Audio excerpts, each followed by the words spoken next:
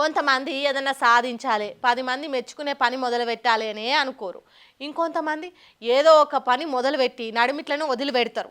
కానీ కొంతమంది పట్టుబడితే ఇడవకుండా ఫలితం సాధించేదాకా వదిలిపెట్టకుండా పని చేస్తారు. అసొంటి పట్టు ఇడవని విక్రమార్కుడే గీ అన్న కావచ్చు. ఏం చేసిండో చూడుండ్రి. ఎవరన్నా విమానం ఎక్కాలని కలగంటారు గాని విమానం తీరుగా గాలిలోకి ఎగిరే బండినే కనిపెట్టాలని ఓ కంపెనీ పెట్టాలని కలగంటారా? ఒకవేళ కన్నా ఆ కళ నెరవేర్చేదాకా ఫలితం వచ్చేదాకా పని చేస్తారా? ఎస్, నేను చూపెడుతున్నా చూడుండ్రి అన్నట్టు చేసిండు గీ అన్న.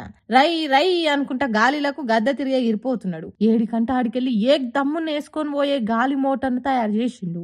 ఆశలే రెక్కలైతే ఆకాశాన్ని దాకొచ్చు, సంకల్పం గట్టిగుంటే సంద్రాన్ని ఎదురీదొచ్చు అని నిరూపించిండు ఉత్తరప్రదేశ్ రాష్ట్రం నుండే రవి అనే అన్న.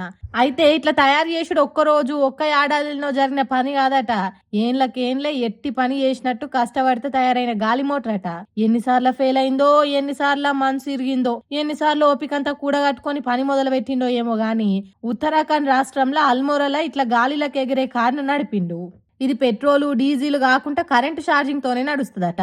రోడ్ల మీద బస్సులు కార్లకు 90 నిమిషాలు పట్టే ప్రయాణం దీంతోని 10-15 నిమిషాలే పడుతుందట. అయితే దీంట్లో ఒక్కలకు మాత్రమే ప్రయాణం చేసే సౌలత్ ఉన్నదట. ఎమర్జెన్సీ టైంలా కొండ ప్రాంతాలల్లా ట్రాఫిక్ ఎక్కువ సిటీలల్లా బస్సులు కార్లు పోలేని జాగలల్లా ఈ ఎగిరే కారుని వేసుకొని పోవచ్చట. ఎక్కడి నుంచి అయినా ఎగురుతుంది, ఎక్కడైనా దిగుతుంది, ఎవరినైనా ఈజీగా నడిపేటట్టు ఉంటది. కాబట్టి దీంతోని మస్తు అక్కరుంటది అందరికి అని అంటుర్రు. మరి చూడాలి మన దాకా ఈ కార్లు ఎప్పుడు వస్తాయో, అర్జెంట్ పని ఉంటే అమాంతం గాల్లోకి ఎగిరి మనం కూడా ఎప్పుడు పోతాము అనేది.